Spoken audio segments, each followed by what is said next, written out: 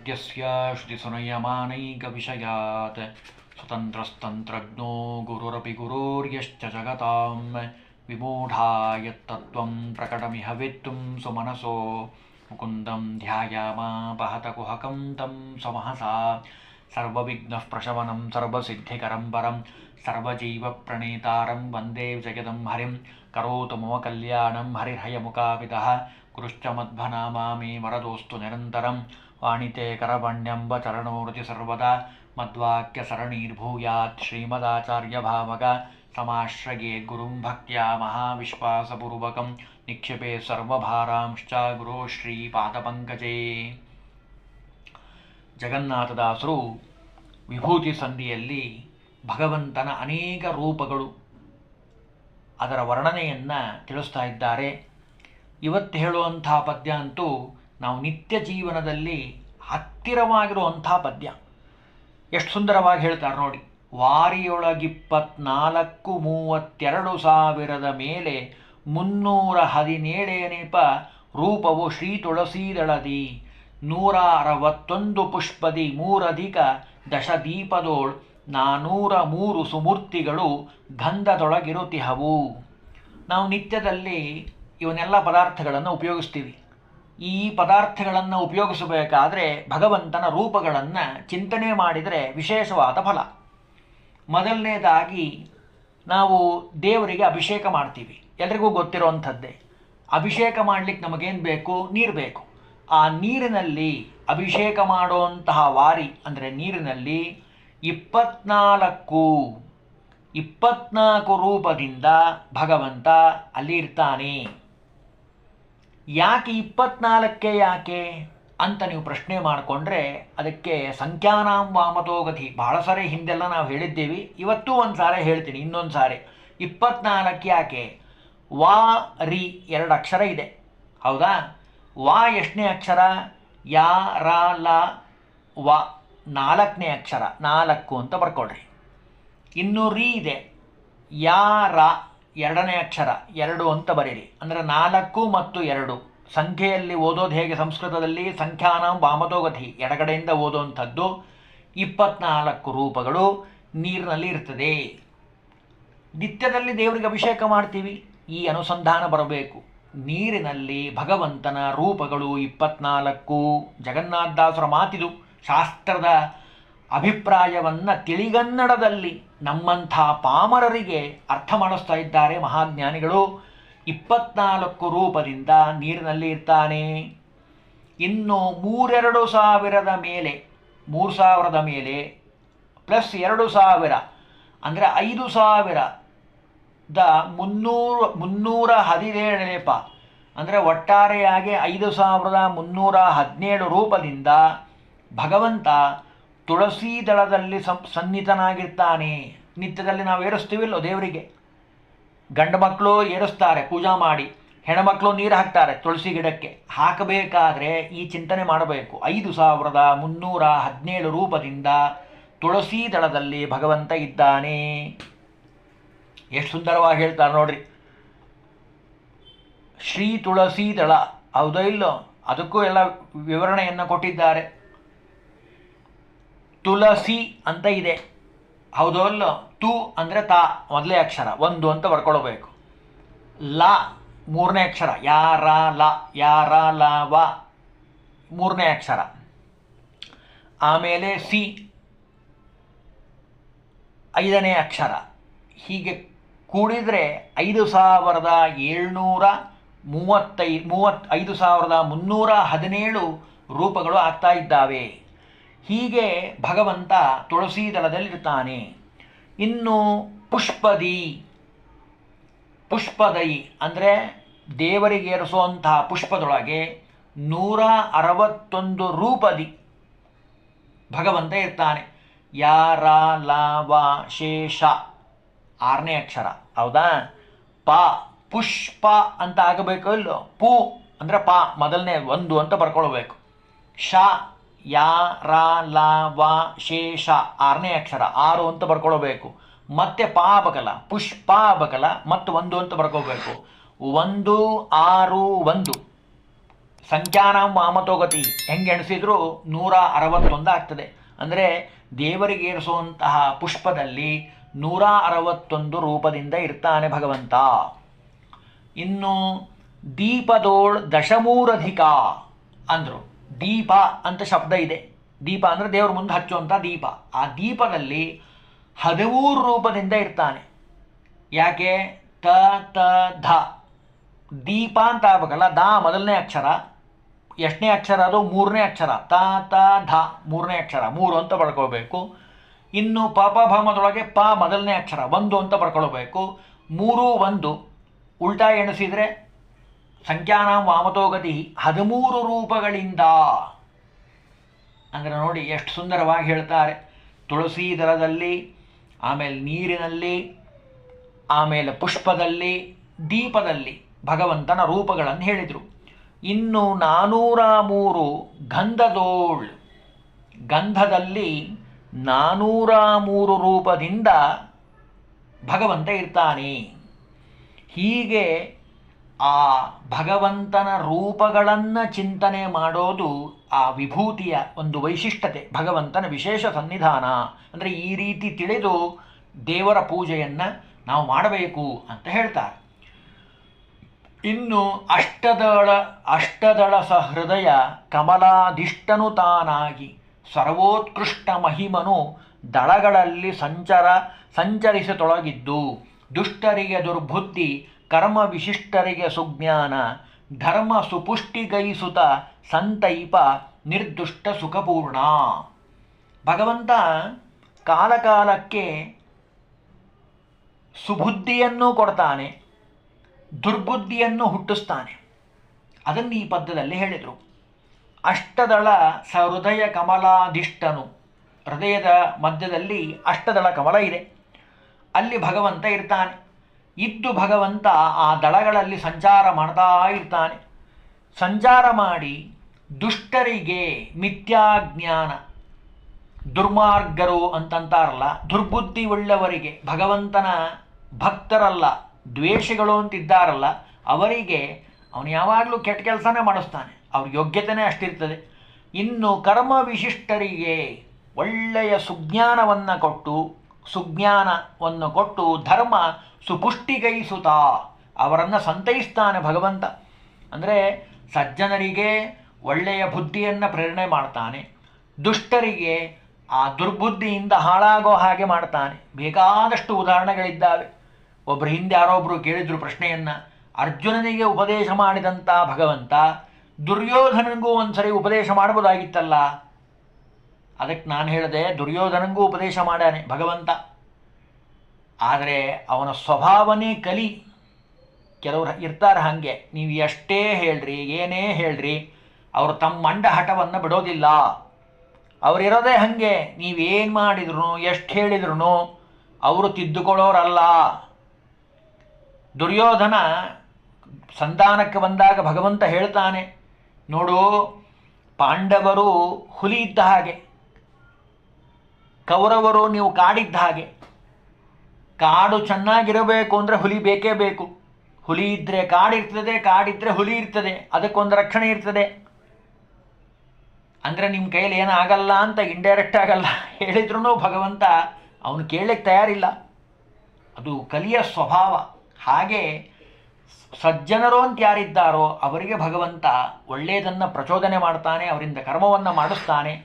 ಇನ್ನು ಸಂತೈಸಿ ಆಯಾ ಸ್ವರೂಪಕ್ಕೆ ಆಯಾ ಗುಣಕ್ಕೆ ಅನುಗುಣವಾಗಿ ಪ್ರೇರಣೆಯನ್ನು ಮಾಡಿ ಒಳ್ಳೆಯ ಸುಖಪೂರ್ಣವಾಗಿ ಅವನಿಗೆ ಭಗವಂತ ಅನುಗ್ರಹವನ್ನು ಮಾಡ್ತಾನೆ.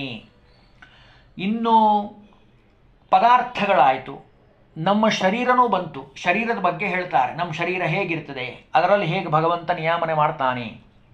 ವಿತ್ತದೇಹಾಗಾರ ದಾರಾಪತ್ಯ ಮಿತ್ರಾದಿಗಳೊಳಗೆ ಗುಣಚಿತ್ತ ಬುದ್ಧ್ಯಾದಿಂದ್ರಿಯಗಳು ಜ್ಞಾನ ಕರ್ಮದಳು ತತ್ತದಾಹ್ವಯನಾಗಿ ಕರೆಸುತ್ತ ಸತ್ಯ ಸಂಕಲ್ಪಾನುಸಾರದಿ ನಿತ್ಯದಲಿತ ಮಾಡಿಪನೆಂದು ಸ್ಮರಿಸುತ್ತಲಿರು.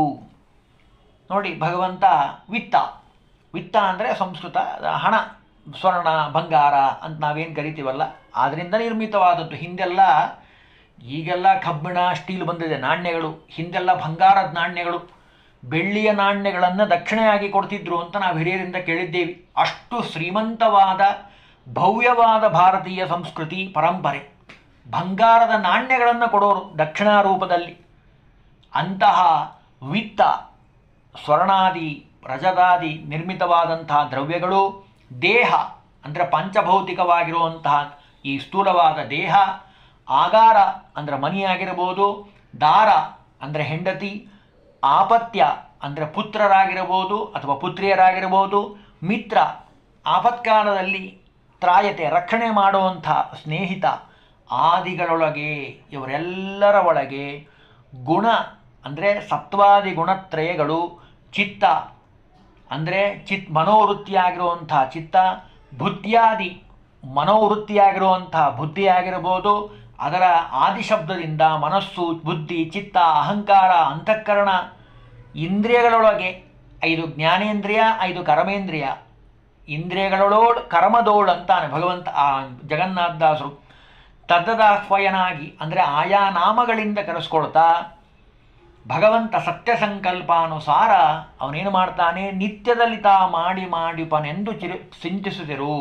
ಎಲ್ಲ ಕಾರ್ಯಗಳನ್ನು ಭಗವಂತನೇ ಮಾಡೋದು, ನಾವ್ಯಾರೂ ಏನೂ ಮಾಡಲಿಕ್ಕೆ ಸಾಧ್ಯ ಇಲ್ಲ. ತೇನ ವಿನ ತೃಣಮಪಿ ಚಲತಿ. ಹುಲ್ಲು ಕಡ್ಡಿ ಅಳಗಾಡಬೇಕು ಅಂತಂದ್ರೂ ದೇವರ ಅನುಗ್ರಹ ಬೇಕು. ನಾವು ಅನ್ಕೊಂಡ್ಬಿಡ್ತೀವಿ, ಆರಾಮ್ ಕೈ ಎತ್ತೀವಿ, ಕಾಲೆತ್ತೀವಿ, ನಡಿತೀವಿ, ಊಟ ಮಾಡ್ತೀವಿ, ನಾವೇ ಮಾಡ್ತೀವಿ ಅಂತ ಅನ್ಕೊಂಡ್ಬಿಡ್ತೀವಿ. ನಾವೇನೂ ಮಾಡಲಿಕ್ಕೆ ಸಾಧ್ಯ ಇಲ್ಲ. ದೇವರ ಅನುಗ್ರಹದಿಂದ ಮಾಡ್ತೀವೇ ಹೊರತು ನಾವು ಸ್ವತಂತ್ರವಾಗಿ ಏನೂ ಮಾಡಲಿಕ್ಕೆ ಸಾಧ್ಯ ಇಲ್ಲ. ಅದನ್ನು ಈ ಪದ್ಯದಲ್ಲಿ ತಿಳಿಸ್ತಾರೆ.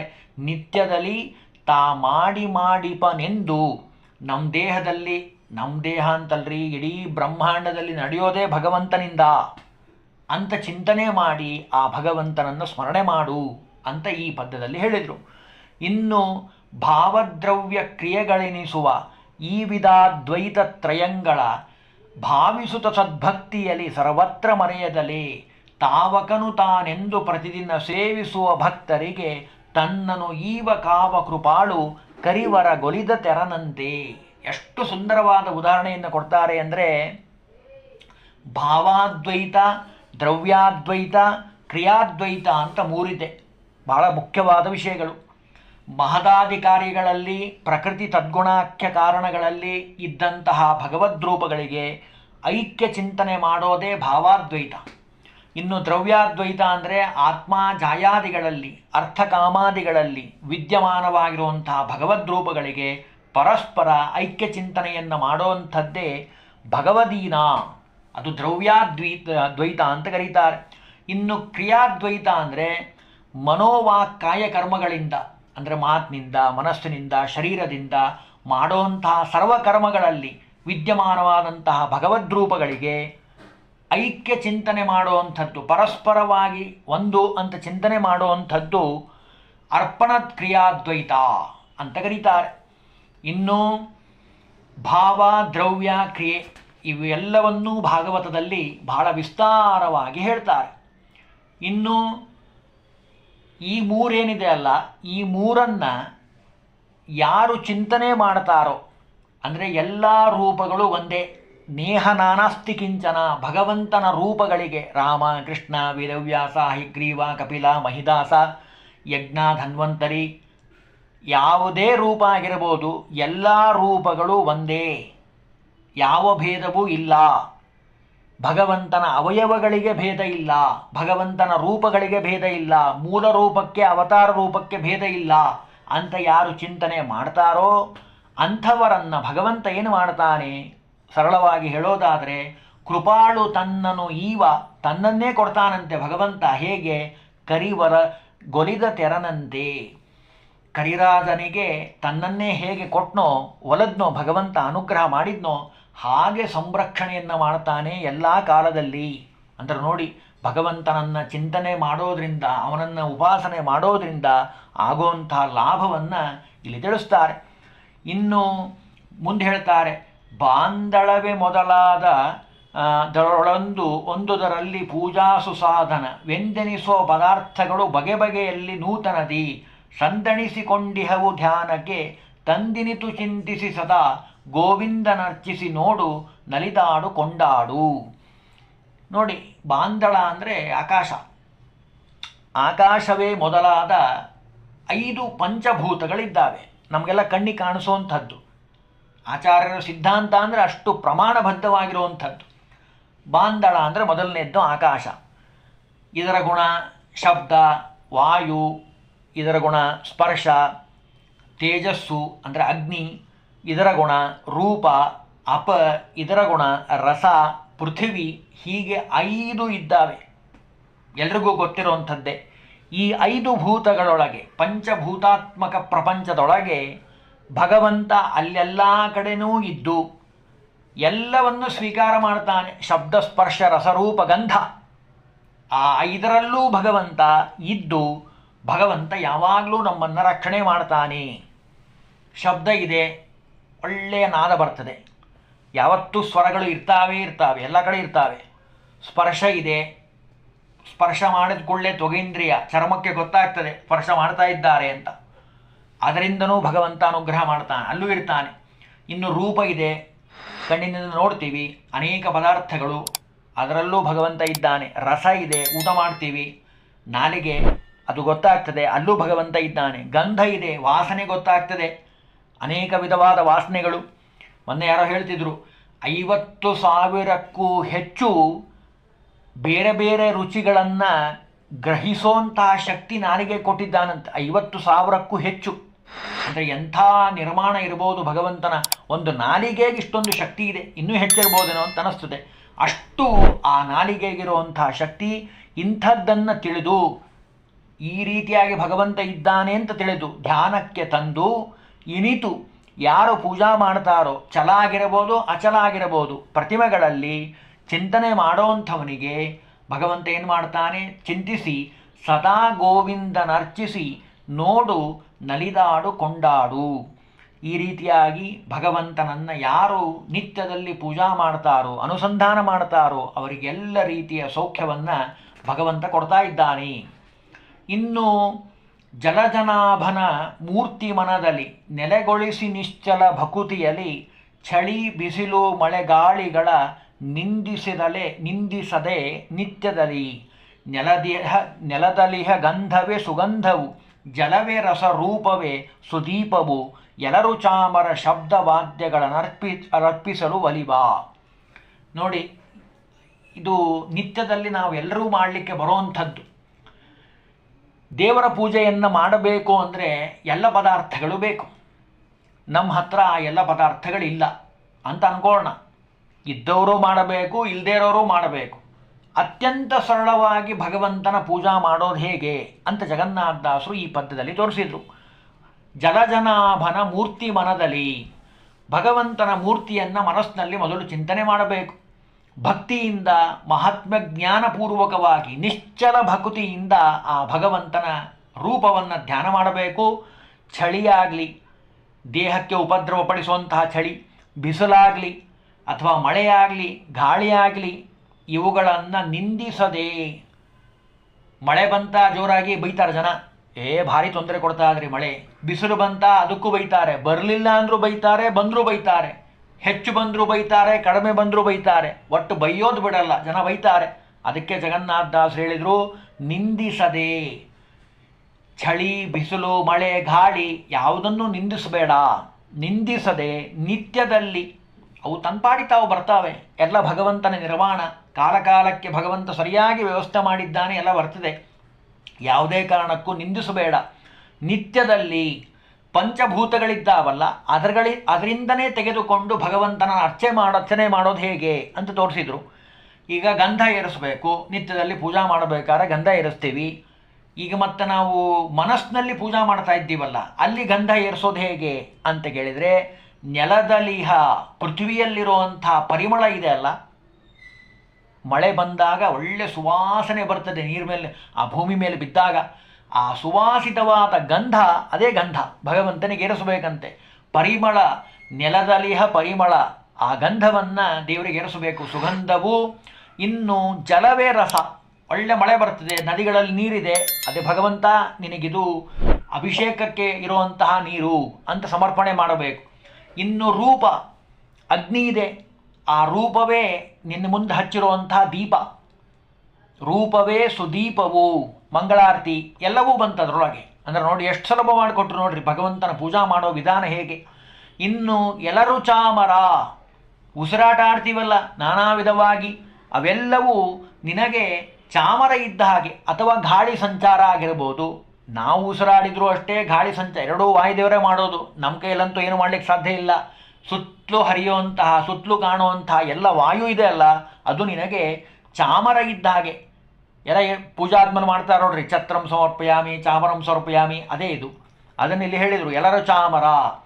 ಇನ್ನು ಶಬ್ದ, ನಾನಾ ವಿಧವಾದ ವಾದ್ಯಗಳನ್ನು ಬಾರಿಸ್ತಾರೆ, ಸ್ತೋತ್ರ ಮಂತ್ರಗಳನ್ನು ಹೇಳ್ತಾರೆ, ಇವೆಲ್ಲವೂ ವಾದ್ಯ ಇದ್ದ ಹಾಗೆ ಬಾರಿಸ್ತಾರೆ ಇಲ್ಲೋ ಹಾಗೆ ಬಾಯಿಂದ ಮಂತ್ರಗಳನ್ನು ಹೇಳೋದು ಶಬ್ದ ವಾದ್ಯಗಳ ಅರ್ಪಿಸೋಣ. ಇದೇ ರೀತಿಯಾಗಿ ಯಾರು ಅರ್ಪಿಸ್ತಾರೋ, ಅಂದರೆ ಷೋಡಶೋಪಚಾರ ಪೂಜಾ ಬಂತು ಈ ಒಂದು ಶ್ಲೋಕದಲ್ಲಿ. ಈ ರೀತಿ ಅನುಸಂಧಾನವನ್ನು ಮಾಡಿ ಆ ಭಗವಂತನನ್ನು ನಿತ್ಯದಲ್ಲಿ ಪೂಜಾ ಮಾಡಬೇಕು ಅಂತ ಹೇಳಿ ಜಗನ್ನಾಥದಾಸರು ತಿಳಿಸಿಕೊಟ್ಟಿದ್ದಾರೆ. ಇನ್ನೂ ಸುಮಾರು ಪದ್ಯಗಳಿದ್ದಾವೆ, ಅದನ್ನು ಮುಂದಿನ ವಾರದಲ್ಲಿ ತಿಳಿಲಿಕ್ಕೆ ಪ್ರಯತ್ನವನ್ನು ಮಾಡೋಣ. ಹರಿ ಓಂ ಶ್ರೀಕೃಷ್ಣಾರ್ಪಣಮಸ್ತು.